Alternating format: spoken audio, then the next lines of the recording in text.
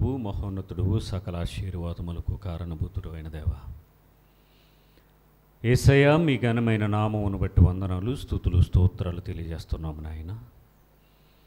గడిచినటువంటి దినములన్నీ మీ సజీవమైన రెక్కల చోటున మమ్మల్ని అందరినీ భద్రపరిచి ఆయుర ఆరోగ్యాలు దయచేసి క్షేమముగా మమ్మల్ని ఉంచిన విధానాన్ని బట్టి వందనాలు చెల్లిస్తూ ఉన్నాను. ఈ ఉదయకాల సమయంలో మిమ్మల్ని గూర్చినటువంటి ఉన్నతమైన మాటలు మేమందరము నేర్చుకోవడానికి మీరు సహాయాన్ని అనుగ్రహించారు. కృతజ్ఞతలు నాయన. మీ దివ్యమైన సంగతులతో మా హృదయాలను తృప్తిపరచమని కోరుతూ ప్రభు అయిన యేసుక్రీస్తు వారికి ఈ ప్రార్థన మనవులు మిక్కిలి వినయంతో ప్రార్థించి సమర్పించి వేడుకొని ఆడుచున్నాను. ఆమేన్. చేరువచ్చిన మీ అందరికీ ప్రభు అయిన యేసుక్రీస్తు వారి ఘనమైన నామమున నా యొక్క శుభములు, వందనాలు తెలియజేస్తూ ఉన్నాను. ప్రభు అయిన యేసుక్రీస్తు వారు మనలను ప్రేమించి ఆరోగ్యమునిచ్చి ఆశనిచ్చి సజీవులుగా మనలను ఉంచిన విధానాన్ని బట్టి గనుడైన ప్రభు అయిన యేసుక్రీస్తు వారి ఘనమైన నామమునకే మహిమ కలుగును గాక. ఆమేన్. గడిచినటువంటి 2 వారాలుగా యేసు ప్రభు వారి యొక్క మాటలను బట్టి వారు అడిగినటువంటి ప్రశ్నకు జనులు ఏమనుకుంటున్నారు అనేటటువంటి ప్రశ్నకు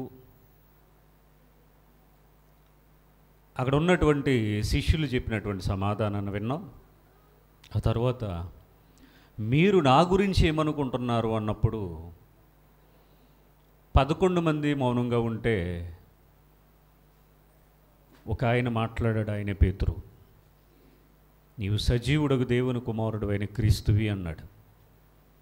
అందులో ఉన్నటువంటి ఆంతర్యం ఏంటి అని మనం నేర్చుకున్నాం. ఇదిగో నీవు పేతురువి, ఈ బండ మీద నా సంఘం కట్టుదును అని ప్రభు పలికినటువంటి మాట, ఆ మాట యొక్క పరమార్థాన్ని కూడా మనం నేర్చుకున్నాం. గడిచినటువంటి వారంలో క్రీస్తు అంటే మర్మము అని, అందరూ మాట్లాడేటట్టుగా, అందరూ పిలిచేటట్టుగా, అందరూ అర్థం చేసుకున్నట్టుగా క్రీస్తు అంటే వీళ్ళందరూ సింపుల్గా మాట్లాడేసేది కాదని, క్రీస్తు మర్మము బయలుపరచబడిన పౌలు చెప్పినటువంటి సందర్భాలు గడిచినటువంటి వారన్నా మనం నేర్చుకున్నాం. మొత్తానికి మత్తయి సువార్త ధ్యానం 16వ అధ్యాయము 20 వచ్చిన భాగాల్లోనూ మనం ఆలోచించాం. క్రీస్తు అనే దానిని ఆయన సీక్రెట్గా ఉంచడానికి గల కారణాన్ని మనం తెలుసుకున్నాం. ఇక ఈరోజు ఈ వారం 21వ వచనం నుండి కొన్ని వచనాలను మనం ఆలోచన చేద్దాం. అప్పటి నుండి తాను యెరూషలేమునకు వెళ్ళి పెద్దల చేతను, ప్రధాన యాజకుల చేతను, శాస్త్రుల చేతను అనేక హింసలు పొంది చంపబడి 3వ దినమున లేచుట అగత్యమని యేసు తన శిష్యులకు తెలియచేయ మొదలు పెట్టగా, అంటే మత్తయి సువార్తలో మొట్టమొదటి 15 అధ్యాయాలు వేరుగాను, 16వ అధ్యాయం నుండి యేసు ప్రభు వారి యొక్క జీవితంలో ఒక సెకండ్ ఎపిసోడ్ జరుగుతున్నట్టుగాను మనం అర్థం చేసుకోవాలి. మొత్తానికి యేసు ప్రభు జీవితం మత్తయి సువార్త 15 అధ్యాయాల వరకు వేరు, 16వ అధ్యాయం నుండి వేరుగా మనం ఆలోచించాలి.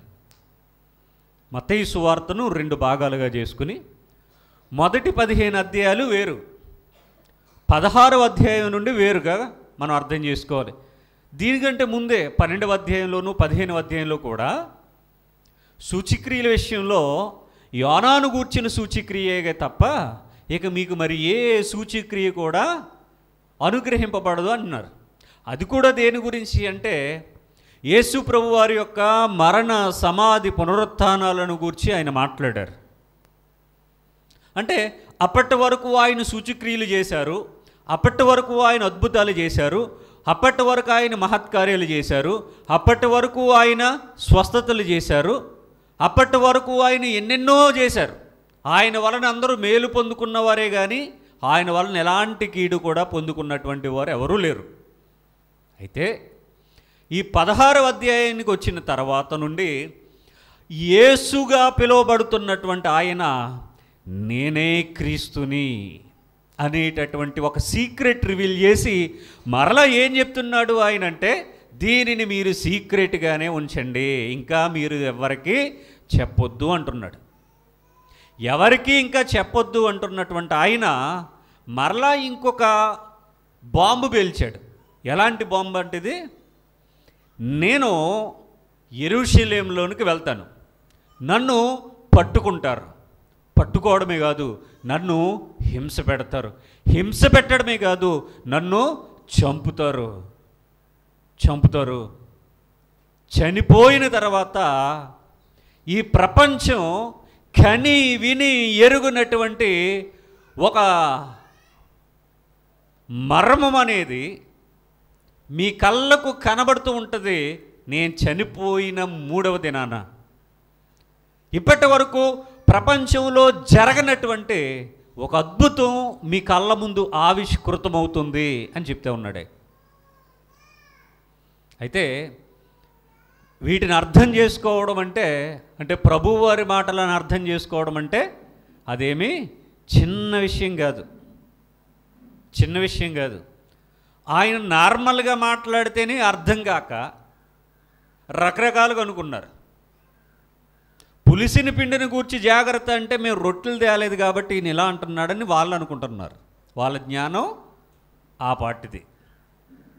ఆయన ఏం మాట్లాడినా శరీర సంబంధంగానే ఆలోచిస్తున్నారే కానీ ఆత్మానుసారంగా ఆలోచించలేకపోతున్నారు. ఆత్మానుసారమైన సంగతులను ఆత్మానుసారమైన సంగతులతోనే సరిపోల్చాలని చెప్పారు. నేను ఏది మాట్లాడినా నా మాటలు మీరు ఉన్నది ఉన్నట్టుగా తీసుకోవద్దు, కానీ నా మాటల భావాన్ని మీరు గ్రహించండి, వాక్య భావాన్ని మీరు గ్రహించండి అని ఆయన ప్రారంభం నుండి కూడా మొత్తుకుంటూనే ఉన్నాడు. అదే క్రమంలో ఆయన అనేకమైన ఉపమానాలు మాట్లాడుతూ వచ్చాడు. ఆ ఉపమానాల్లో ఆయన ఏదైతే చెప్పాడో యాజ్ ఇట్ ఈజ్ అలాగ తీసుకోవడానికి వీల్లేదు, కానీ ఆ ఉపమాన భావాలను గ్రహించమని చెప్పాడు ఆయన. ఇప్పుడు ఒక అద్భుతమైన మాటలు ఆయన మాట్లాడుతూ ఉంటే దానిని శిష్యులు అర్థం చేసుకోవడంలో మరలా విఫలమైపోతూ ఉన్నారు. చూడండి, అంటే చెప్పేవాడు ఇంత గొప్ప సంగతులు చెప్పినా వినేవాళ్ళు అర్థం చేసుకోలేకపోతున్నారు అనుకోండి, ఇక చెప్పిన వాటి సంగతుల విషయం అర్థమా అపార్థమే అవుతుంది. కనుక చాలా జాగ్రత్తగా అయిన మాటలను మనం గమనించాలి, గ్రహించాలి. గడిచినటువంటి వారంలో ఇదిగో నువ్వు పేతురువి, ఈ బండ మీద నా సంగమును కట్టుదును, పరలోక రాజ్యపు తాళపు చెవులు నీకు ఇచ్చేదును, నీ భూమి మీద వేటిని బంధిస్తావో వాటిని నేను పరలోకంలో బంధిస్తాను, భూమి మీద నువ్వు వేటిని విప్పిదువో అవి పరలోకమందు విప్పబడును అని చెప్పారు. అందరూ ఏమన్నారు? పరలోక రాజ్యం అనేది పేతురు చేతుల్లో ఉంది, పేతురు చేతిలో తాళపు గుర్తుంది, ఇలాగ రకరకాల ప్రసంగాలు చేశారు. అయితే ఈ వారం కొంచెం కిందకి మనం ఆలోచిస్తే అసలు పరలోకానికి పంపడానికి పేతురికి ఎలాంటి రైట్ కూడా లేదు. అసలు పేతుర్ని ఏమంటున్నాడో కింద వచనంలో చూస్తే అవాక్ అవుతాం. ఏంటి ఇలాంటి వాడితోనా సంఘ ప్రారంభం? ఈ అబద్ధాలు మాట్లాడే వ్యక్తితోనా ఇతన పరలోకానికి నడిపించేది అన్నట్టుగా ఆ వాక్యాలు మనకు కనబడతాయి. సరే, జాగ్రత్తగా ఆలోచిద్దాం. అప్పటి నుండి అన్నాడు. అప్పటి నుండి అంటే ఆయన పుట్టి పెరిగి సుమారుగా 30 ఏళ్ళు వచ్చేసాయి. బాప్తిసం తీసుకున్నారు. అనేక మందికి దేవుని రాజ్యాన్ని గూర్చినటువంటి సువార్త ఆయన ప్రకటిస్తూ ఉన్నాడు. ప్రజలలో ఉన్నటువంటి భయాలను తొలగిస్తూ ఉన్నాడు. పరలోకానికి దగ్గర చేస్తూ ఉన్నాడు. వారికి ఎలాంటి అక్కరతలు అవసరతలు ఉన్నాయో వాటిని అన్నిటినీ కూడా తీరుస్తూ ఉన్నాడు. పాత నిబంధనలో ఆయన గూర్చి వ్రాయబడిన ప్రవచనాలన్నిటినీ కూడా నెరవేరుస్తూ వచ్చాడు. అసలు ఆయన్ని ఎవరు ఏమనుకుంటున్నారు అనేటటువంటి విషయం మీద వాళ్ళకంటూ ఒక అవగాహన తీసుకుని వస్తూ ఉన్నాడు. అప్పటి నుండి అంటే అప్పటి వరకు వేరు, అప్పటి నుండి వేరు అన్నమాట. అప్పుడప్పుడు మనం సీరియస్గా ఇక నుండి మీ ఇంటికి వస్తానేమో చూడు అంటాం. అంటే ఎప్పటిదాకా వచ్చావా? బోల్డ్ సార్లు. ఇక్కడ నుండి రాను అని చెప్తే ఉన్నావు ఎందుకే? అంటే ఇప్పటి వరకు ఒక విధానం, ఇప్పటి నుండి మరో విధానం అన్నమాట. ఇప్పటి నుండి ఒక ఎత్తు అయితే, అంటే ఇప్పటి వరకు జరిగిపోయిందంతా ఒక ఎత్తు అయితే, ఇప్పటి నుండి జరగబోయేది మరొక ఎత్తు. అంటే ఇవన్నీ మనం జనరల్గా మాట్లాడుకునేటటువంటి విషయాలు. అందుకనే అప్పటి నుండి అంటున్నాడు. అంటే అంతకు ముందటి వరకు వేరన్నమాట. 16వ అధ్యాయం 20వ వచనం వరకు వేరు, ఆయన వేరుగానే కనిపించాడు, వేరుగానే చెప్పాడు. కానీ ఇప్పటి నుండి వేరు. మనం మాట్లాడుతుంటాం కదా, సరే ఇకపై చూద్దాం, నేనేంటో చూపిస్తా, నీ సంగతి ఏంటో తేలిస్తా అంటాంగా. మరి ఇప్పటి వరకు బాగానే ఉన్నారు, ఇప్పుడు చెప్తే ఉన్నారు. ఇకపై చెప్తా నీ సంగతి, ఇకపై తేలిస్తా నీ వ్యవహారం మాట్లాడతాం కదా. అలాగే ఇక్కడ కూడా అప్పటి నుండి, అంటే అంతకు ముందు వరకు వేరన్నమాట. అప్పటి నుండి తాను యెరూషలేమునకు వెళ్ళి చాలా సందర్భాల్లో ఆయన యెరూషలేము వెళ్ళాడు. కానీ ఇప్పుడు వెళ్ళేది వేరొక పర్పస్ నిమిత్తమై. యెరూషలేమునకు వెళ్ళి పెద్దల చేతను, ప్రధాన యాజకుల చేతను, శాస్త్రుల చేతను, ఇక్కడ 3 గ్రూపుల వారిని చూపిస్తూ ఉన్నాడు. ఎవరెవరు వాళ్ళు? పెద్దలు, ప్రధాన యాజకులు, శాస్త్రులు. వీళ్ళందరూ కూడా ధర్మశాస్త్రాన్ని ఎరిగినటువంటి వారు, దేవుని మందిరంలో పరిచర్య చేసేటటువంటి వారు, సొంత జనాంగం. ఇజ్రాయేలీల కమ్యూనిటీ వీళ్ళందరూ కూడా సొంత జనాంగం. అక్కడికి వెళ్ళిన తరువాత జరగబోయే భవిష్యత్తుని ఆయన తెలియజేస్తూ ఉన్నాడు. యెరూషలేముకి వెళ్ళిన తర్వాత, యెరూషలేములోకి వెళ్ళిన తర్వాత ఏం జరుగుద్దట? ఇక్కడ మనం చదువుతున్నాం కదా, పెద్దలు ఉంటారు. యెరూషలేములో ఎవరు ఉంటారు? పెద్దలు ఉంటారు. ఎందుకుంటారు పెద్దలు? ఎందుకుంటారు? యెరూషలేములో ప్రధాన యాజకులు ఉంటారు, యెరూషలేములో శాస్త్రులు ఉంటారు. యెరూషలేములో ఉండడం ఏంటి? యెరూషలేం దేనికి ప్రసిద్ధి? యెరూషలేం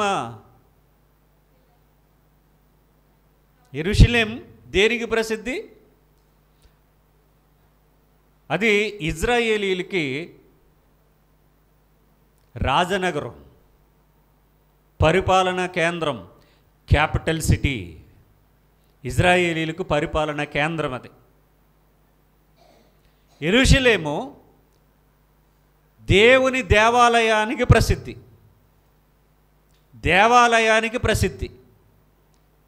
యెరూషలేం దేవాలయం సొలొమోను గారు బంగారంతో కట్టించినటువంటి దేవాలయం. ప్రపంచంలో మొట్టమొదటి బంగారు దేవాలయం యెరూషలేంలోనిదే, సువర్ణ దేవాలయం. ఆ యెరూషలేము, ఆ దేవాలయం, అక్కడ ధర్మశాస్త్ర ప్రకారంగా మొక్కుబడులు, బలులు, అర్పణలు, ధర్మశాస్త్రాన్ని ఉపదేశించడం, మొక్కుబడులు చెల్లించుకోవడం, ఇవన్నీ కూడా అక్కడే ఉంటాయి. ఇంకొక మాట మాట్లాడాలి అంటే యెరూషలేం అనేది మతానికి సంబంధించింది. కొన్ని ప్రాంతాలు ఉంటాయి, ఆ ఊరు పేరు చెప్తే అక్కడ ఒక టెంపుల్ టక్కును గుర్తొస్తుంది. కొన్ని ప్రాంతాల్లో అక్కడ ఉండేటటువంటి ఆ యొక్క టెంపుల్ని బట్టి అది ఫేమస్. పలానా ఊరు వెళ్తున్నామంటే ఆ టెంపుల్కి వెళ్తున్నారా అని అడుగుతారు వెంటనే. అలాగే యెరూషలేం అనేది కూడా యూదా మతానికి ప్రసిద్ధి, యూదా మతానికి పుట్టినిల్లు, యూదా సమాజము. అంటే ఇప్పుడు యేసు ప్రభు వారు ఎక్కడికి వెళ్తారట? తమ సొంత జనాంగమే, యూదులే. అక్కడికే వెళ్తాడు ఆయన. అక్కడ శాస్త్రులు ఉన్నారు, పెద్దలు ఉన్నారు, యాజకులు ఉన్నారు, ప్రధాన యాజకులు ఉన్నారు, ధర్మశాస్త్రోపదేశకులు ఉన్నారు, పరిచర్య చేసేటటువంటి వారు ఉన్నారు. ఈ 12 గోత్రాల వారు కూడా అక్కడే ఉన్నారు. యూదా మతం ఉంది, ధర్మశాస్త్రం ఉంది, అంతా అక్కడే ఉంది. యెహోవాను ఆరాధించే వాళ్ళంతా అక్కడే ఉంటారు. అయితే అప్పటి నుండి తాను యెరూషలేమునకు వెళ్ళి, యెరూషలేముకి వెళ్తే ఏం జరుగుతుంది?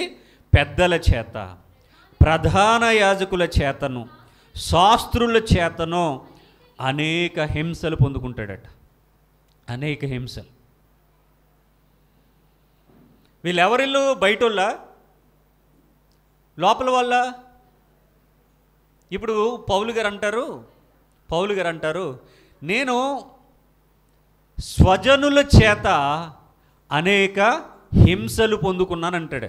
స్వజనులు స్వ అంటే సొంతం, సొంత. జనులు అంటే జనాంగం. స్వజనులు అంటే సొంత జనాంగము చేత నేను హింసలు పొందుకున్నాను అంటున్నాడు. యేసుప్రభు వారు కూడా వెళ్ళేది సొంత జనాంగం దగ్గరికే. అంటే మన బంధువుల ఇంటికి వెళ్ళినట్టు, మన చుట్టాల ఇంటికి వెళ్ళినట్టు. అంటే మన వాళ్ళతో ఉన్నప్పుడు భయం ఏమైనా ఉంటుందా? మన వాళ్ళే కదా, ఎక్కడ చూసినా మన వాళ్ళే, మన బంధువులే, మన చుట్టాలంటే నీకు భయమే ఉంటుంది. ఇక్కడ మీకు ఒక చిన్న విషయం చెప్తాను. మనకు సంబంధించినటువంటి బలాలు, బలహీనతలు మన వాళ్ళకి ఎక్కువ తెలుస్తాయా, బయట వాళ్ళకి ఎక్కువ తెలుస్తాయా? చెప్పాలి. మనకు సంబంధించిన బలం కావచ్చు, బలహీనత కావచ్చు. బయటోళ్ళుగా మనకా? బయటోడికి ఏం తెలుస్తాయి అసలు? బయటోళ్ళకి అసలు ఏం తెలియదు మన గురించి. యేసుప్రభు వారిని సిలువ వేయడానికి అప్పగించింది ఎవరు? ఇస్కరియోతు యోధా. బయటోడా?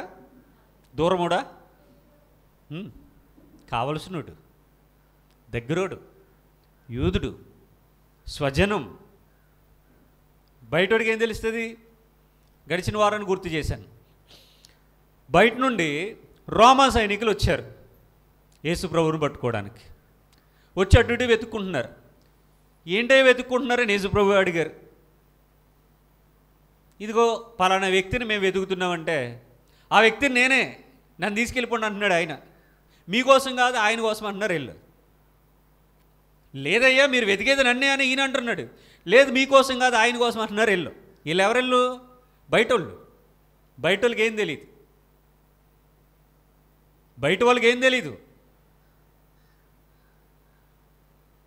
ఇక్కడ కూడా ఇస్కరియోతు యోధా లోపలివాడు, స్వజనం, ఆయన వెంబడించే ప్రియాతి ప్రియమైన శిష్యుడు,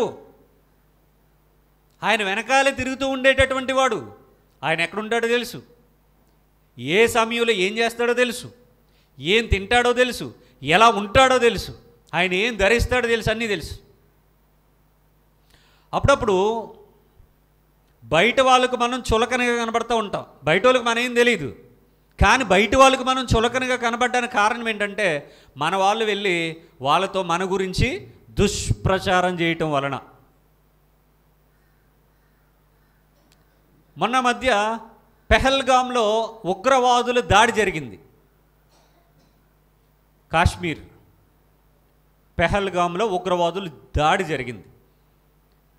ఈ దాడి జరిగింది కదా, అందరూ ఏమంటున్నారంటే ఇండియన్ ఆర్మీ అక్కడ ఎందుకు ప్రొటెక్షన్ చేయలేకపోయింది, పాకిస్తాన్ నుండి ఉగ్రవాదులు ఎలా వచ్చేశారు ఇండియాకి, వీళ్ళు ఎందుకు వాళ్ళని అడ్డుకోలేకపోయారు అని ఇండియా సైనికుల్ని, ఆ కమాండర్స్ని, ప్రధానమంత్రిని ఇలాగా రకరకాలుగా మాట్లాడారు చాలామంది. అయితే వాళ్ళు వచ్చి ఒక 27 మంది భారతీయులను చంపేయటం వలన ఒక చిన్నపాటి యుద్ధం కూడా జరిగింది. వార్ జరిగింది, యుద్ధం జరిగింది. యుద్ధంలో అవతల వైపు ఉన్నటువంటి పాకిస్తాన్ సైనికులు చనిపోయారు, కొంతమంది ప్రజలు చనిపోయారు, కొంతమంది ఉగ్రవాదులు చనిపోయారు. యువతల వైపు ఉన్నటువంటి సైనికులు కూడా చనిపోయారు, అంటే ఇండియన్ సైనికులు కూడా, సోల్జర్స్ కూడా చనిపోయారు. ఎందుకు చనిపోయారంటే యుద్ధం వచ్చింది. యుద్ధం ఎందుకు వచ్చిందంటే ఉగ్రవాదులు వచ్చి దాడి చేశారు కాబట్టి. అసలు ఉగ్రవాదులు ఎలా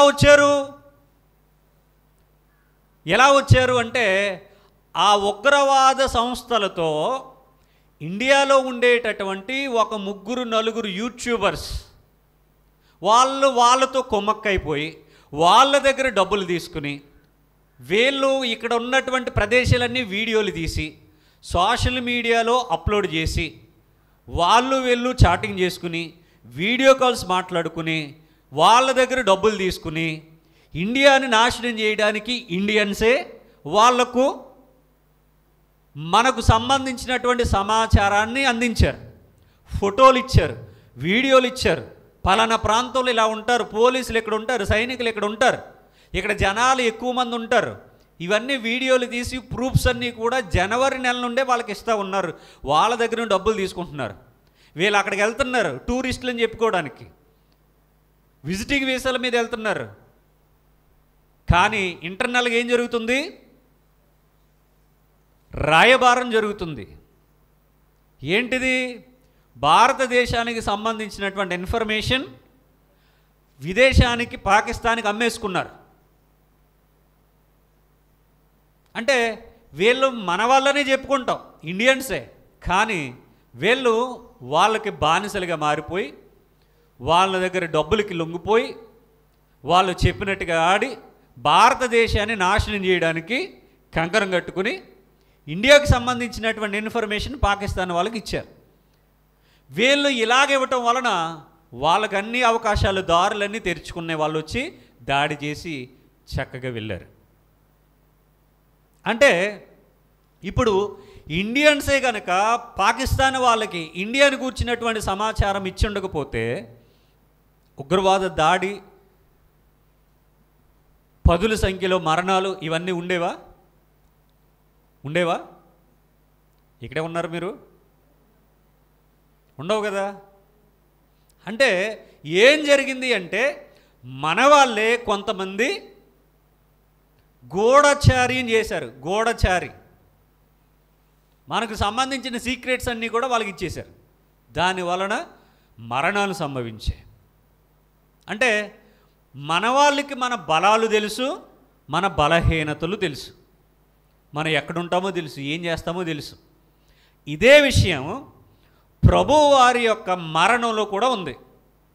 తన సొంత జనాంగమే ఈ రోజుకి మతోన్మాదులు మాట్లాడుతూ ఏమంటున్నారంటే ఆయన పుట్టినటువంటి పాలస్తీనాలో, వీళ్ళకి పాలస్తీనా అని అంటారులేండి, ఆయన పుట్టిన యెరూషలేములో, ఆయన పుట్టిన ఇజ్రాయెల్ దేశంలో ఆయన్నే దేవుడని నమ్మట్లేదు. ఇక్కడ ఎందుకు నమ్మాలంటున్నారు? ఆయన పుట్టినటువంటి దేశంలోనే నమ్మట్లేదు, ఇక్కడ ఎందుకు నమ్మాలంటున్నారు? అంటే లోకం తీరిది. అంటే వాళ్ళు నమ్మలేదు కాబట్టి ఇంకెవరు నమ్మకూడదా? వాళ్ళు ఏదో తప్పు చేస్తే ఇంక మిగిలిన వాళ్ళందరూ తప్పు చేయాలా? ఇండియాలో కూడా, ఇండియాలో ఉన్నటువంటి దేవీ దేవతలను ఇండియన్స్ చాలామంది నమ్మరు. మరి దానికి ఒప్పుకుంటారు వీళ్ళు? ఇండియాలో ఉండేటటువంటి దేవీ దేవతలు ఇండియన్స్లోనే చాలామంది నమ్మట్లేదు కాబట్టి వాళ్ళు దేవుళ్ళు కదంటే ఒప్పుకుంటారా? ఒప్పుకోరు. ఎందుకు కాదు, ఆ నమ్మకపోతే ఆ నమ్మకం వేరు, నా నమ్మకం వేరు అంటాడు. ఇక్కడ నమ్మకాల్లో అని మాట్లాడతారు, అక్కడికి వెళ్ళేసరికి నమ్మాల్సిన పని లేదంటారు. అంటే వీళ్ళందరూ ఎలాంటి వాళ్ళు అంటే ఇక్కడ కూడా సొంత జనాంగముగా ఉన్నటువంటి వారు ఆయనను దాడి చేయడానికి, పట్టుకోవడానికి, చంపడానికి కుట్రలు కుతంత్రాలు పనుతూ ఉన్నారు. వాళ్లకు మరలా సహాయం చేసింది ఎవరు? ఇదిగో ఆయన వెనకాలే తిరుగుతూ ఉండేటటువంటి బ్యాచ్ ఉన్నారు కదా, శిష్య బృందం. ఈ శిష్య బృందంలో ఒక ఆయన యోధా ఇస్కరియోతు ఎలాగ మారిపోయాడు అంటే గూఢచార్యం చేసేవాడిగా మారిపోయాడు. అదే మాట ఇక్కడ చెప్తా ఉన్నాడు. అప్పటికి విషయాలు ఏం తెలియదు ఎవరికి. ఇవి ఎవరికి ఏమీ తెలియకపోయినా అప్పటికి ఆయన ఈ మాట మాట్లాడుతున్నాడు. అప్పటి నుండి తాను యెరూషలేమునకు వెళ్ళి నేను వెళ్తే మా పెద్దలే కాదు, మా ప్రధాన యాజకులే కాదు, మా శాస్త్రులే కాదు, మా కుటుంబమే కాదు అంటే వాళ్ళవాడే. పితరులు వీరివారు, శరీరమును బట్టి క్రీస్తు వీరిలో పుట్టెను. పితరులు వీరివారే, కానీ ఈ నచ్చుతాడు వాళ్ళకి నచ్చడు. ఒక సామెత ఉంటుంది, యథార్థవాది లోక విరోధి అని. అంటే అర్థం ఏంటి? యథార్థంగా మాట్లాడేవాడు లోకానికి నచ్చడు అని. నచ్చడు, ఊరకనే పుట్టలేదుగా, అది ఫ్యాక్ట్ కాబట్టే ఆ సామెత పుట్టుకొచ్చింది. అలాగా తమ కుటుంబంలోనే పుట్టిన, తమకు ఎంతో పేరు తెచ్చి పెడుతున్నా, వాళ్ళకందరికీ ఎన్నెన్నో మేలులు చేస్తూ ఉన్నా ఆయన మాత్రం వాళ్ళకి నచ్చలేదు, నచ్చకూడదు కూడా. నచ్చితే మహిమాన్వితుడగు ప్రభువును సిలువ వేయకయుందురు. అందుకని ఆయన నేను క్రీస్తుని అనేదాన్ని సైలెంట్ చేశాడు. ఆయన క్రీస్తు అని తెలిస్తే ఆయనతో వచ్చారు ఎవరను. అందుకని ఆయన సీక్రెట్గా ఉంచాడు. ఇప్పుడు ప్రధాన యాజకుల దగ్గరికి వెళ్తూ ఉన్నాడు. శాస్త్రులు, పరిసయ్యులు, ధర్మశాస్త్రోపదేశకులు వీళ్ళంతా ఈ యెరూషలేం దేవాలయం మతం మనిషిని ఏం చేస్తుంది అంటే చంపుతుంది.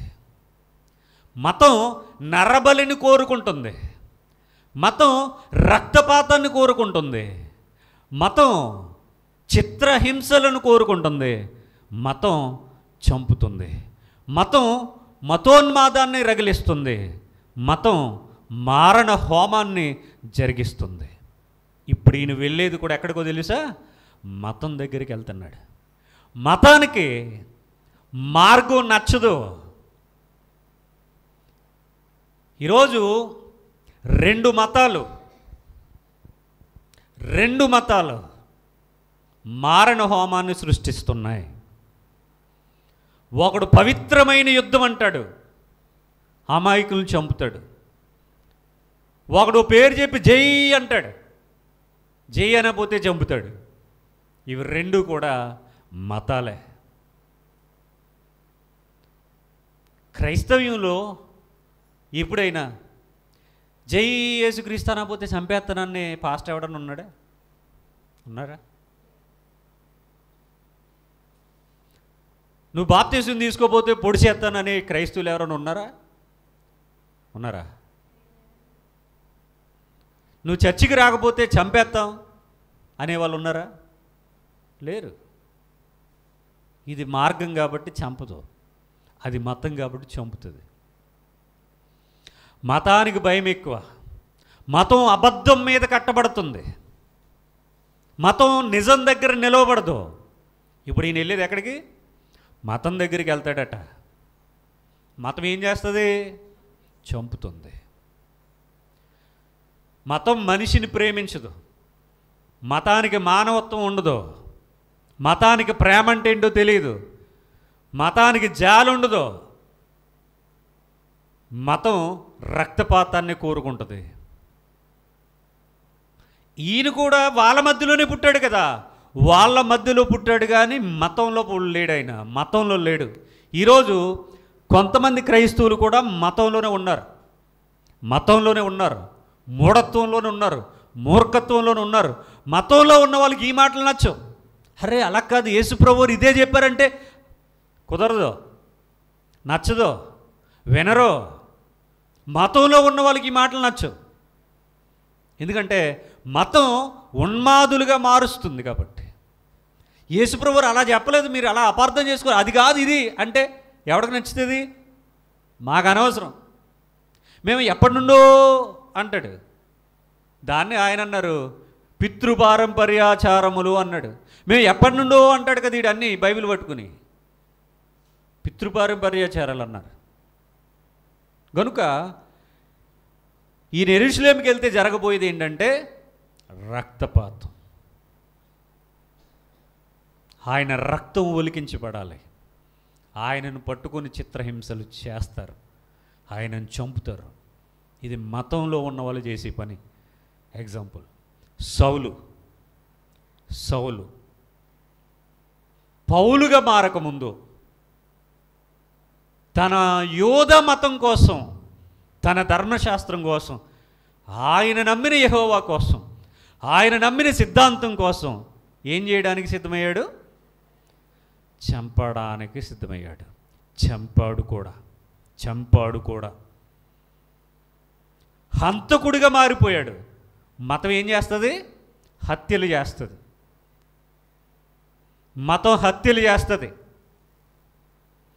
ప్రవీణ్ పగడాల గారిని కూడా మతం ఏం చేసింది అంటే హత్య చేసింది.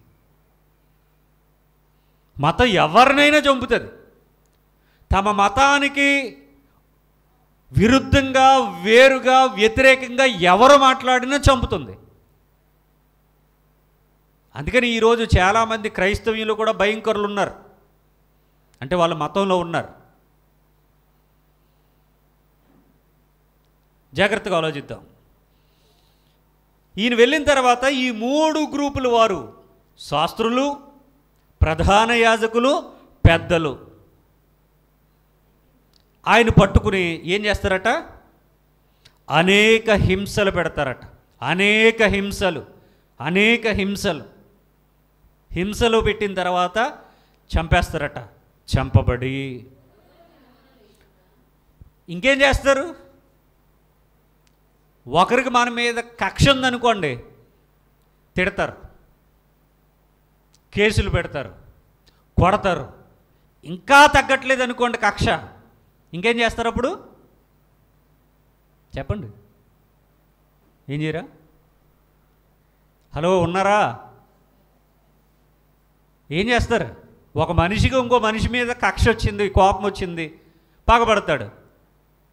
నోరున్నంతకాలం తిడతాడు, బలం ఉన్నంతకాలం కొడతాడు.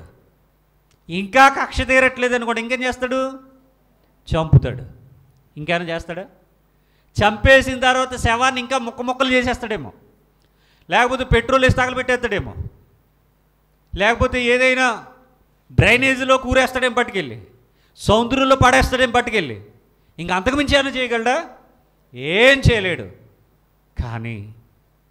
కానీ వాళ్ళ చేతుల్లో అంత భయంకరమైన చావు పొందబోయేటటువంటి ఆయన చనిపోయిన తర్వాత ఏం జరుగుద్దో చెప్తా ఉన్నాడు. ఏం జరుగుద్ది చనిపోయిన తర్వాత? 3వ దినమున లేచుట అగత్యము. 3వ దినమున లేచుట అగత్యం. అదేంటి చనిపోయిన తర్వాత లేవడం ఏంటి? దీనిని ఈ 12 మంది ఆలోచించలేకపోయారు. అప్పుడు వెంటనే ఈ ప్రశ్న ఇయ్యాలిగా, ప్రభువా, చనిపోయిన తర్వాత వీళ్ళ చేతిలో ఇన్ని హింసలు పొందుకున్న తర్వాత, వాళ్ళ చేతుల్లో చనిపోయిన తర్వాత, చనిపోయిన 3 రోజులకి లేస్తావా? అది ఎలా జరుగుతుంది అనేటటువంటి ఆలోచన, ప్రశ్న ఎవరికైనా వచ్చిందా వీళ్ళకి? ఈ మహాజ్ఞానులకి ఎవరికి రాలా. వీళ్ళెవరికి ప్రశ్న రాలేదండి. అది విచిత్రం. అసలు బైబిల్ చదివేటప్పుడు మీకు ప్రశ్న రాకపోతే మీకు ఏం అర్థం కాలేదని అర్థం. వాక్యం వినేటప్పుడు మీకు ప్రశ్న రావట్లేదంటే మీకేం అర్థం కావట్లేదు, అసలు మీరు వినడం లేదని అర్థం. నేను ప్రశ్నలు వేయడానికి కారణం అదే. కూర్చున్నట్టే కూర్చుని కళ్ళు తెరిచి మరి నిద్రపోతుల్లాగా ఉండకండి. స్పందించాలి, వినాలి, జాగ్రత్తగా వినాలి. వారానికి ఒకరోజే కదా, ఏదో సీఎం గారు అపాయింట్మెంట్ తీసుకున్నట్టు వారానికి ఒకసారి. ఆ ఒక్క రోజులోనే మన వాక్యం 45 నిమిషాలు, మహా 50 నిమిషాలు అంతే. ఆ 50 నిమిషాలు కూడా అలర్ట్గా లేకుండా, కాన్సన్ట్రేషన్గా వినకపోతే ఎలా? మీతో పాటు ఆన తెచ్చుకుంటారు ఎందుకు? అని బయట వదిలేయండి. ఎవడాడు? సాతాను. అని బయట వదిలేసి మీరు వచ్చారు ప్రశాంతంగా వాక్యం వినొచ్చు. వినాలి, జాగ్రత్తగా వినాలి, అర్థం చేసుకోవాలి. మళ్ళీ వారానికి కానీ దొరకదు. మధ్యలో ఇంకోసారి ఎక్కువైపోద్ది కదా, మళ్ళీ వారం వరకు వెయిట్ చేయాలి. ఇక్కడ 3వ దినమున లేచుట అగత్యము అంటే ప్రపంచంలో కని విని ఎరుగని సంగతి అని చెప్తే ఉన్నాడు. అప్పటి వరకు ఏం జరగలేదు ఇలాంటివన్నీ కూడా. అప్పుడైనా వీళ్ళకి డౌట్ రావాలిగా, అప్పుడైనా వీళ్ళు ఆలోచించాలిగా, ఏం జరగబోతుందని ఎదురు చూడాలి కదా. వీళ్ళకి ఎలాంటి ఫీలింగ్స్ లేవండి. ఇదే మనుషులో బండరాయిలు. ఇక్కడ అగత్యమని చెప్పి యేసు తన శిష్యులకు తెలియచేయ మొదలు పెట్టగా, ఎప్పుడైతే ఈ మాటలు ప్రభువారు మాట్లాడుతూ ఉన్నారో మొదలు పెట్టగా, అంటే అప్పటి నుండి ఆయన బోధ మారింది. ఆయన బోధ దేని గురించి మాట్లాడుతున్నాడు? ఆయన మృతుల పునరుత్థానం గురించి మాట్లాడుతున్నాడు. ఆయన బోధ మరణ సమాధి పునరుత్థానాల గురించి మాట్లాడుతున్నాడు. ఆయనకు ఏం జరగబోతుందో మాట్లాడుతూ ఉన్నాడు. ఆయన ఎవరో, అవి జరగడానికి కారణమేంటో ఆ వాటిని గురించి మాట్లాడుతూ ఉన్నాడు ఆయన. అంతకు ముందటి బోధ వేరు, ఇప్పటి నుండి చెప్పే బోధ వేరు. అప్పటి వరకు ఆయన చేసిన సూచక్రియ అద్భుతాలు వేరు, ఇప్పుడు ఆయన జీవితంలో జరగబోయేది వేరు. దీని గురించి బోధింప మొదలు పెట్టాడట. అగత్యమని యేసు తన శిష్యులకు తెలియచేయ మొదలు పెట్టగా, క్రీస్తు అనొచ్చుగా, ఆయన క్రీస్తే కదా, క్రీస్తు అనొచ్చుగా, క్రీస్తు అనడం లేదు, యేసు తెలియచెప్ప నారంభించెను, మొదలుపెట్టాడు. ఎప్పుడైతే ఆయన పందా మార్చుకుని, బోధనా విధానాన్ని మార్చుకుని, ఒక సీక్రెట్ రివీల్ చేస్తూ, ఒక భయంకరమైనది ప్రపంచంలో ఎప్పుడూ జరగనటువంటి దాని గురించి మాట్లాడుతూ ఉంటే వీళ్ళు ఎంత షార్ప్గా ఉండాలి, వీళ్ళెంత యాంగ్జైటీతో ఉండాలి, ఎంత తెలుసుకోవడానికి సిద్ధంగా ఉండాలి, ఎంత పెర్ఫెక్ట్గా వీళ్ళు ఆలోచించగలగాలి, ఎంత షార్ప్ బ్రాడ్ మైండ్తో వీళ్ళు ఆలోచించాలి. ఇవేమీ లేవు. గుండ్రాయిల్లో కూర్చున్నారంతే శిష్యులు. అంటే అప్పటి వరకు కనీ విని సంగతులు చెప్తే ఉన్నాడు ఆయన, ఎరుగని సంగతులు. ఇంతకుముందు పరలోకము తండ్రి, పరలోకం తండ్రి అన్నాడు. ఇప్పుడు పరలోకం తండ్రి కాదు, ప్రపంచంలో ఎప్పుడు జరగనదే రిజరెక్షన్ కోసం మాట్లాడుతూ ఉన్నాడు, పునరుత్థానం గురించి మాట్లాడుతూ ఉన్నాడు ఆయన. వీళ్ళకి అసలు ఎలా బలు వెలగట్లేదండి. వీళ్ళకి వీళ్ళు ఏమనాలి అసలు? అప్పటి నుండి ఆయన బోధ మారిపోయింది. ఆయన ఏదో చెప్పాలనుకుంటున్నాడు ఆయన గురించి, ఏదో రివీల్ చేయాలనుకుంటున్నాడు ఆయన గురించి. తెలుసుకోవాలిగా, ఆలోచించాలిగా. చదువుతాం. మొదలు పెట్టగా కంగారు వచ్చింది. కంగారు రావడం ఏంటి? పేతురుకి ముద్దు పేరు మనం పెట్టిన పేరే కంగారు. అంటే జంతువు పేరు కాదు, కంగారు ఎక్కువ అని చెప్తున్నాను. ఆయనకి కంగారు ఎక్కువ. మనం చాలా మాట్లాడేసాడుగా, అన్నీ మాట్లాడేస్తాడు. పేతురు వచ్చేసాడు సీన్లోనికి. పేతురు చెయ్యి పట్టుకుని, ప్రభువా అది నీకు దూరం అవునుగాక, అది నీకెన్నడను కలుగుదని ఆయనను గద్దెంపసాగును. ఎందుకు వచ్చిన కంగారు? ఇదిగో నీవు పేతురువి, ఈ బండ మీద నా సంఘమును కట్టుదుని అన్నాడు ఆయన. అన్నాడా? ముందు అన్నాడుగా. నీవు సజీవుడు అయిన దేవుని కుమారుడు అని క్రీస్తువి అన్నాడా పేతురు? అంతకు మునిపే వెళ్ళి సముద్రంలో ఈత కొట్టేశాడు, మునిగిపోయాడు. అన్నీ కంగారే. ఇప్పుడు ఈ కంగారు మనిషికి పరలోక రాజ్యపు తాళపు చెవులు ఇస్తారని మొన్న చెప్పాడు ఆయన. ఇప్పుడు కంగారు మనిషి ఏమంటున్నాడు? ప్రభువా నీవిచ్చే రక్షణ మాకు వద్దు అన్నాడు. దాని భావం ఏంటనుకుంటున్నారు? నీవిచ్చే రక్షణ మాకొద్దు అన్నాడు ఆయన. ఇదే కంగారంటే.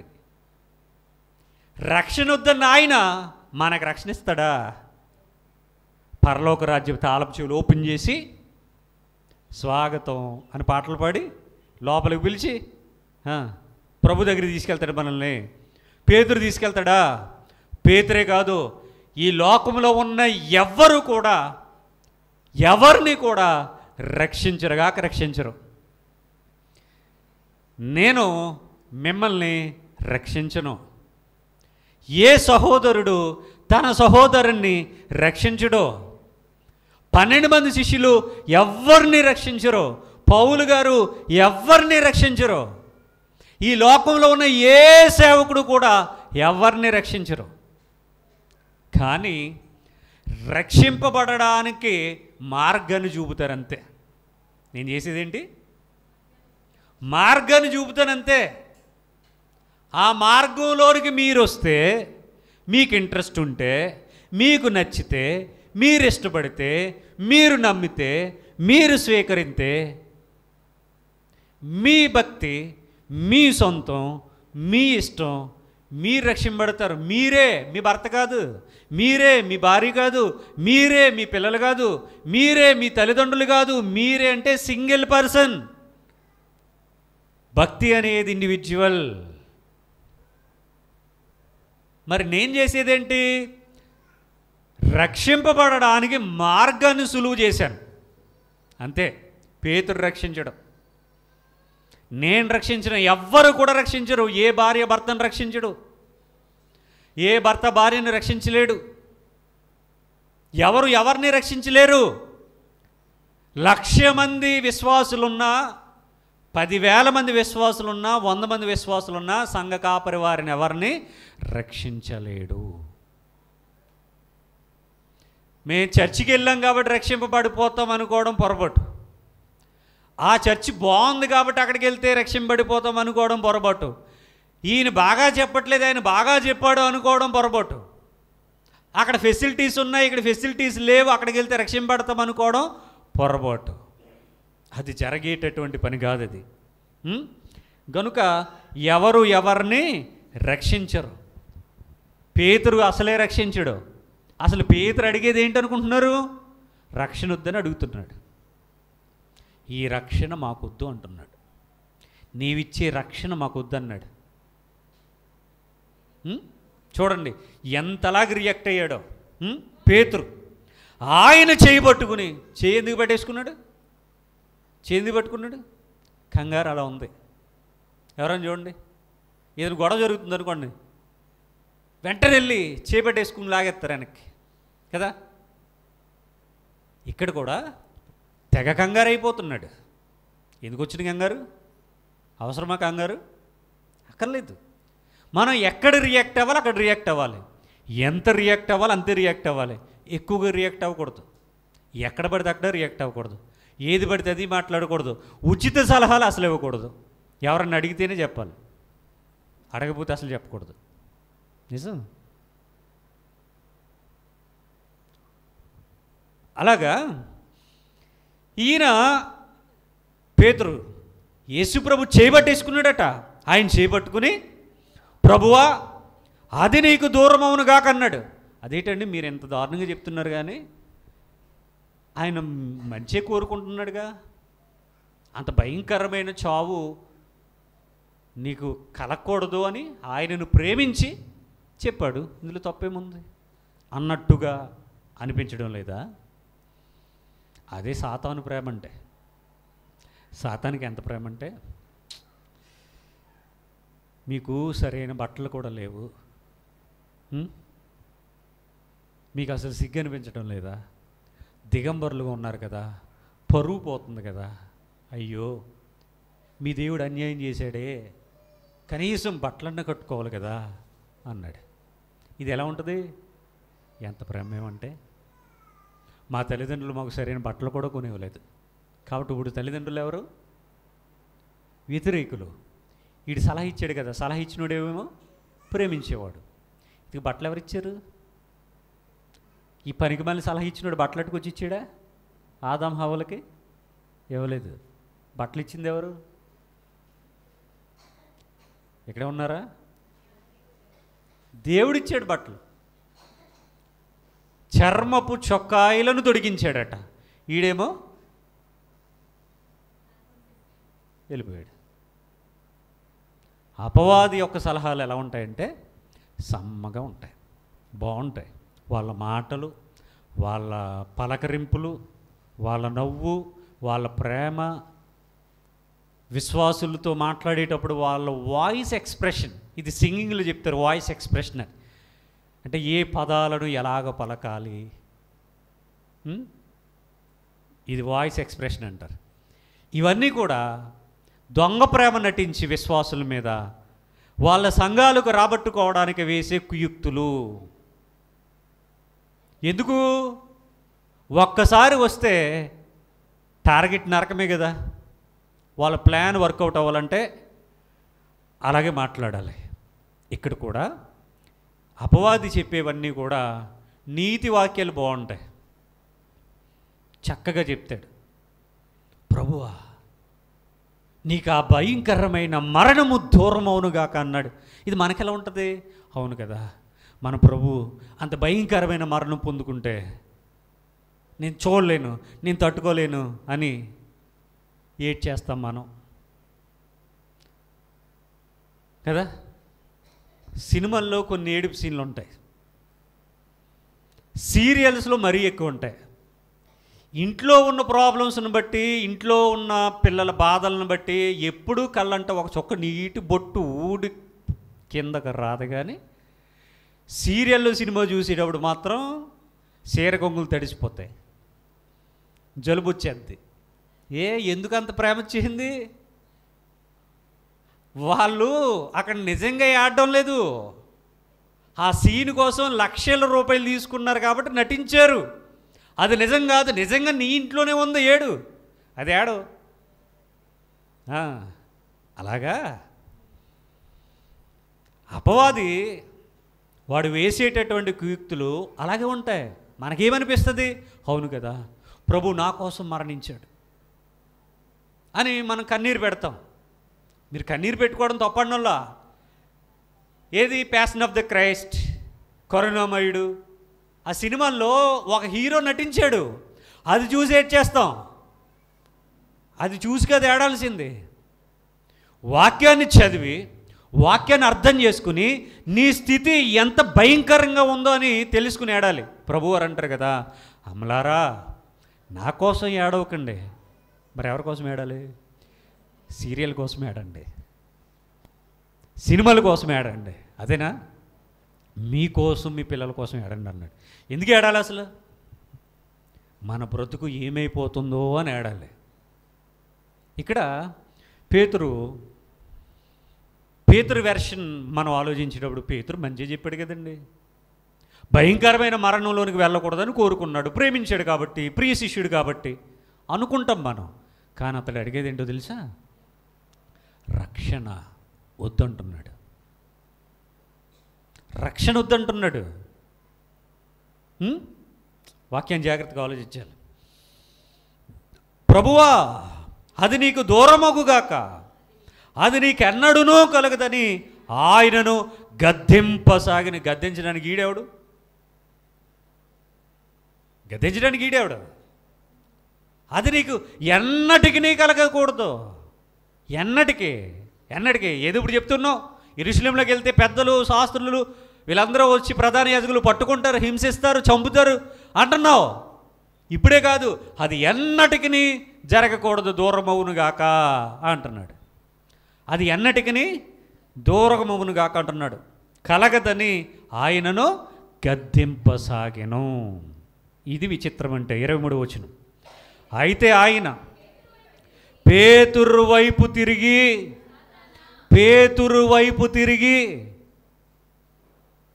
తిరిగాడు. చేట్టుకున్నాడుగా, పెద్ద డైలాగ్ చెప్పాడుగా, చాలా భారీ డైలాగ్ చెప్పాడు. ఇప్పుడు పేతురు వైపు తిరిగి, సాతానా నా వెనుకకు పొమ్ము, నీవు నాకు అభ్యంతర కారణమై ఉన్నావు అని పరలోక రాజ్యపు తాళపు చెవులు నీకిచ్చేదను అన్నాడా? ఇదిగో నువ్వు పేతురువి, ఈ బండ మీద నా సంఘమును కట్టుదును అన్నాడా? అందుకనే గడిచిన 2 వారాలు ఆ సందర్భాల కోసం మనం మాట్లాడాం. అది కాదు, అక్కడ వ్రాయబడింది వేరు. ఈ బండ మీద అంటే ఒక్కడే దేవుడు అనేటటువంటి విశ్వాసం మీద, అంతే తప్ప బోర్డు మీద కాదు అని చెప్పింది. పరలోక రాజ్యపు తాళపు చెవులు అంటే తాళాలు తీసి లోపలికి రమ్మడం కాదు.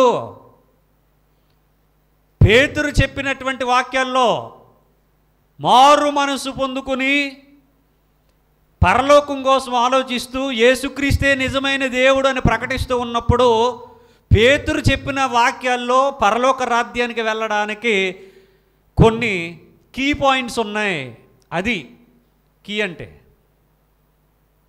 తాళపు చెవులంటే అవి అని చెప్పుకున్నాం. ఈ కంగారు మనిషికి ఆయన తాళాలు ఇవ్వలేదు, ఆయన మీద సంఘం కట్టడం కాదు.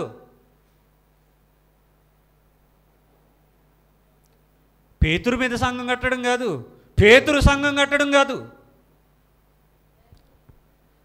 సంఘం అంటే కన్స్ట్రక్షన్ అసలే కాదు, బిల్డింగ్ కాదు. సంఘం అంటే కన్స్ట్రక్షన్ కాదు, అది సంఘం అంటే. అంటే ఈ విధంగా ఉన్నటువంటి ఆ పై సందర్భాలు అలా ఉంటే అదే పేతురుని ఇక్కడ ప్రభువారు ఏమని మాట్లాడుతూ ఉన్నారు? అదే పేతురుని ప్రభువారు ఏమని మాట్లాడుతున్నారు? సాతానా. పేతురు 3 అక్షరాలే, సీమోను 3 అక్షరాలే, సాతానా 3 అక్షరాలే. సాతానా అన్నాడు. మరి ఇప్పుడు ఈ సాతానికి పరలోక రాజ్యపు తాళపు చెవులు ఇస్తాడా? సాతాను మీద సంఘాన్ని కడతాడా? నువ్వు క్రీస్తు అని చెప్పిన తర్వాత కూడా ఇది ఎక్కడ చెప్పొద్దని ఎందుకు చెప్పాడు మరి? కనుక చదివేశాం, మాకు తెలిసిపోయింది, మాకు వచ్చేసింది అని చాలామంది ఇంతకు మునుపు సంఘాలలో దుర్బోధలు చేసి సంఘాలను కొన్ని వాక్యాలకు పరిమితం చేసి కట్టిపాడేశారు. మోయ సఖ్యము కాని బరువులు, సిద్ధాంతాల ముసుగు కట్టేశారు.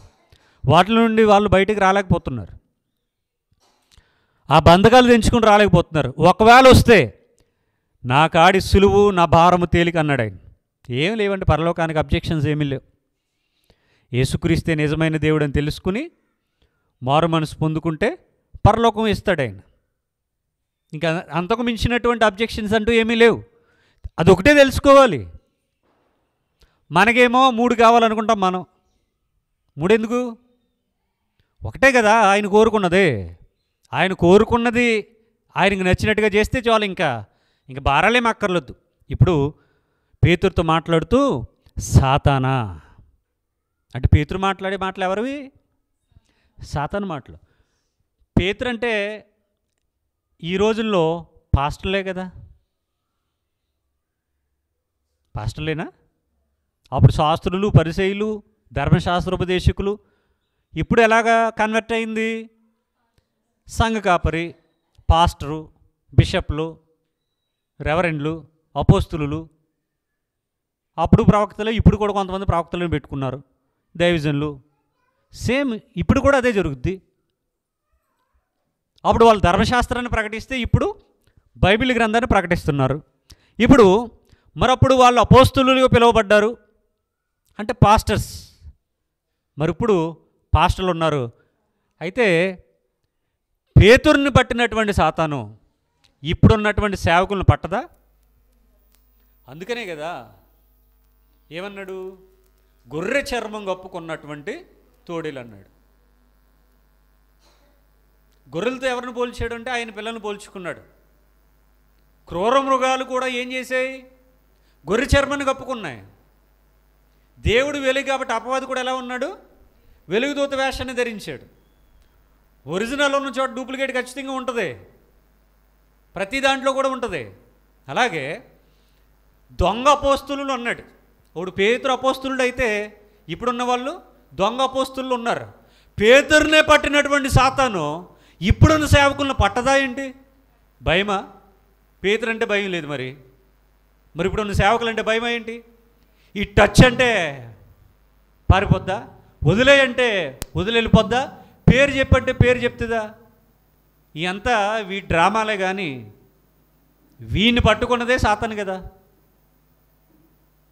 వీణ్ణి పట్టుకుందే సాతానుగా. మొన్న విచిత్రం జరిగింది. పరిశుద్ధాత్మ కోసం ఒక ఆయన చెప్తూ ఇంకొక ఆయన పరిశుద్ధాత్మను పొందుకున్నాను, నేను కృపావరాలు కలిగిన వాడిని,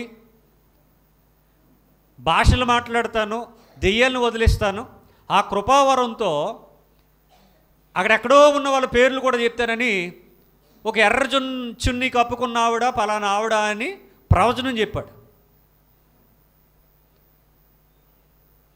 ఎర్ర చున్ని కప్పుకున్న ఆవిడ పలానా ఆవిడ, నువ్వు పలానా వ్యాధితో బాధపడుతున్నావు, పలానా ఇబ్బందితో నువ్వు మందిరానికి వచ్చావు, నువ్వు ఏడుస్తున్నావు, నీ మనసులో చాలా బాధ ఉంది, లే నువ్వు ఇట్రా, నీకోసం ప్రార్థన చేస్తాను, దేవుడు విడుదల చేస్తాడు అని ఆయన తన మీటింగ్లో చెప్పాడు.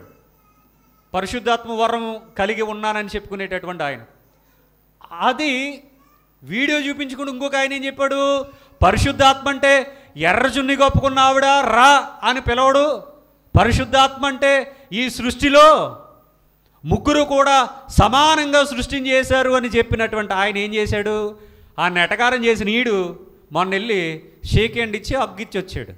ఏమంటారు దీన్ని? నీలో ఉన్నది పరిశుద్ధాత్మ శక్తి కాదు, దెయ్యపు శక్తి అని ఎటకారంగా నువ్వు ప్రసంగంలో చెప్పి మళ్ళీ నువ్వు ఆడి దగ్గరికి వెళ్ళి టీ తాగి ఫోటో తీసుకుని సెల్ఫీ తీసుకుని హగ్గిచ్చి ముద్దిచ్చి వచ్చేవంటే నువ్వు కూడా ఎవరు? నువ్వు కూడా సాతానే కదా, నువ్వు కూడా సాతానే. కనుక అలా ఉంటుంది. ఈరోజు కూడా చాలామంది సేవకుల్లో తిష్ట వేసుకుని కూర్చున్నది ఎవరు అంటే సాతానే. కాకపోతే బైబిల్ బాగా చదివి ఇంతెంతలో పుస్తకాలు పట్టుకుని గ్రంథాలు చదివి సంఘాలను నాశనం వైపు నడిపించడానికి తయారవుతారు ఈ సాతానుగాళ్ళు. వీళ్ళకే దేవుడు సొంతమైనట్టు, వీళ్ళకే దేవుడు అర్థమైనట్టు, వీళ్ళు చెప్పేదే సత్యం అన్నట్టు సంఘాలను గలిబిలి చేస్తారు.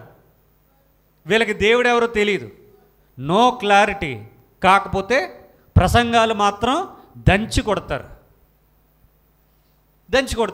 వాడు సాతానే, వీడు సాతానే.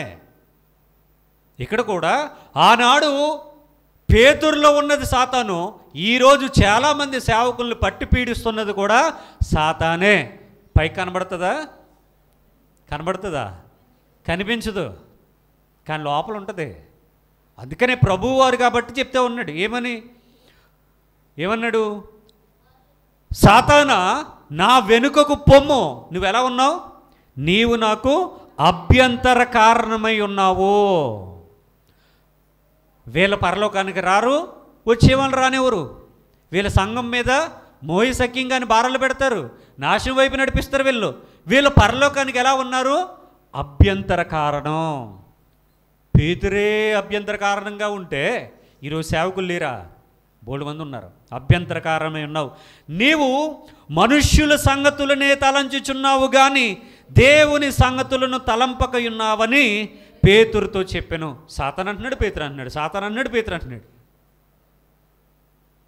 మనుష్యుల సంగతులే ఆలోచిస్తున్నావు కానీ దేవుని సంగతులు ఆలోచించడం లేదు. ఈ బైబిల్ పట్టుకుని ఈ సజీవులకు సజీవుడైన వారిని గురించి చెప్పడం లేదు, మృతులైన వారిని గురించి చెప్తున్నారు. దావీదును గూర్చి సంగతులు, అబ్రహామును గూర్చినటువంటి సంగతులు, ఆదామును గూర్చినటువంటి సంగతులు ఇవే. మృతులైన వారిని గూర్చి సజీవులైన వారికి ఇవే చెప్తా ఉన్నారు తప్ప సజీవులైన వారికి సజీవుడైన వారిని గూర్చినటువంటి సంగతులు వీళ్ళు చెప్పడం లేదు. ఏం చెప్పాలి? సంఘంలో సజీవుడైన వారిని గూర్చి చెప్పాలి. నీవు మనుష్యుల సంగతులను తలంచుచున్నావు కానీ దేవుని సంగతులు ఆలోచించడం లేదు. బైబిల్లో నుండి వాక్యం తీసుకుంటారండి, ఒక వచనం ఇడు ఎక్కడెక్కడికో పోతాడు. ఇక మళ్ళీ ఇంక బైబిల్లోనికి రాడు, వాక్యం దగ్గరికి రాడు. రాత్రి దర్శనం అంటాడు, సినిమాల్లో డైలాగులు చెప్తాడు, కాసేపు సీరియల్లో డైలాగులు చెప్తాడు, కాసేపు నవ్విస్తాడు, కాసేపు జోకులేస్తాడు, కాసేపు అరుస్తాడు, కాసేపు గెంతులేస్తాడు, రకరకాల విన్యాసాలన్నీ చేస్తాడు. దేవుడు నన్ను బలంగా వాడుకున్నాడని ఫోటోలు తీసి ఫేస్బుక్లో పెడతాడు.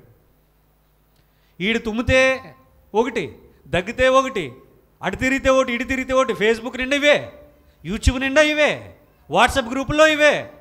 వాక్యం ఎదురా, వాక్యం రాదు కదా వీళ్ళకి, వీళ్ళు అపవాద సంబంధులు, అవే మాట్లాడతారు. కాబట్టి ఇలాంటి వాళ్ళందరూ ఎలా ఉన్నారు? అభ్యంతర కారణం. ఆ రోజు పేతురు అభ్యంతర కారణంగా ఉన్నాడు. ఈరోజు అనేక మంది సేవకులు, విశ్వాసులకు దేవునికి మధ్యలో అభ్యంతర కారణంగా మారిపోయారు.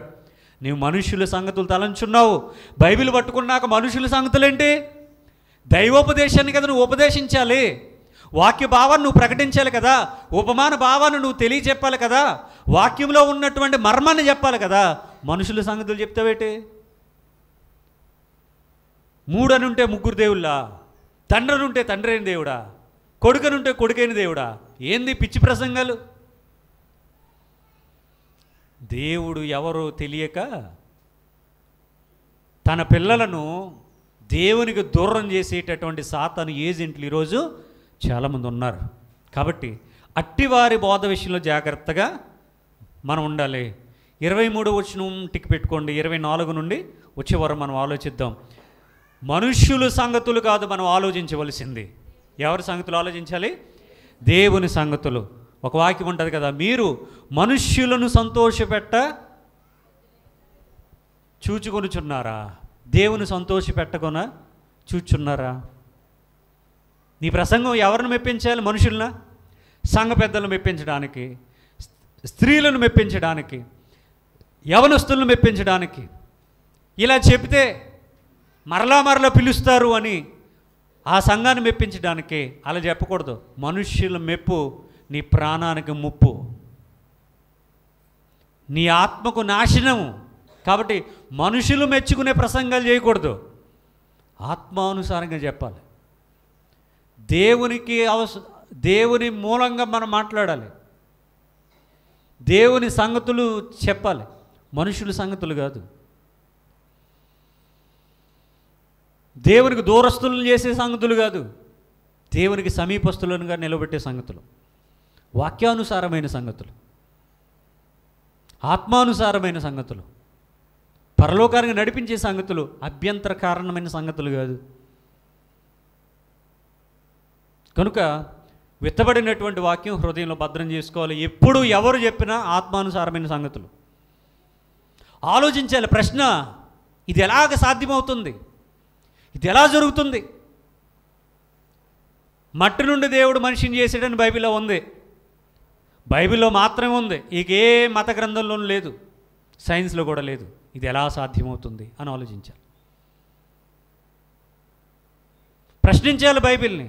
బైబిల్ లోతులు పరిశీలించాలి, సత్యముగా నిరూపించుకోవాలి, సత్య నిరూపణ జరగాలి. అంతే తప్ప గుడ్డిగా వెంబడించకూడదు. మిగిలినటువంటి సందర్భాలు వచ్చి వారు మాట్లాడుకుందాం, ప్రార్థన చేసుకుందాం. సర్వోన్నతుడువు, మహోన్నతుడువు, సకలాశీర్వాదములకు కారణభూతుడు అయిన దేవా, ఘనమైన మీ నామమును బట్టి వందనాలు, స్తుతులు, స్తోత్రాలు. విత్తబడినటువంటి వాక్యం నాయన మా అందరి హృదయాల్లో భద్రం చేసుకుని వాక్యానుసారంగా జీవించే కృపాభాగ్యాన్ని దయచేయండి. పేతురుతో మీరు అన్నటువంటి మాట, సాతానా వెనుకకు పొమ్ము, నీవు నాకు అభ్యంతర కారణమై ఉన్నావు. ఈనాడు సంఘాల్లో ఉన్నటువంటి సేవకులతో మీరు మాట్లాడుతున్న మాట, మీరు నాకు అభ్యంతర కారణమై ఉన్నారు.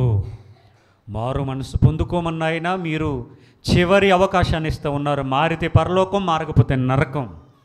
విశ్వాసులు కూడా గ్రహించుకుని వాక్యానుసారంగా జీవించే కృపను దయచేయమని కోరుతూ, ప్రభువైన యేసుక్రీస్తు వారికి ఈ ప్రార్థన మనవులు మిక్కిలి వినయంతో ప్రార్థించి సమర్పించి వేడుకొని ఆడుచున్నాను. ఆమేన్. అందరికీ వందనాలు.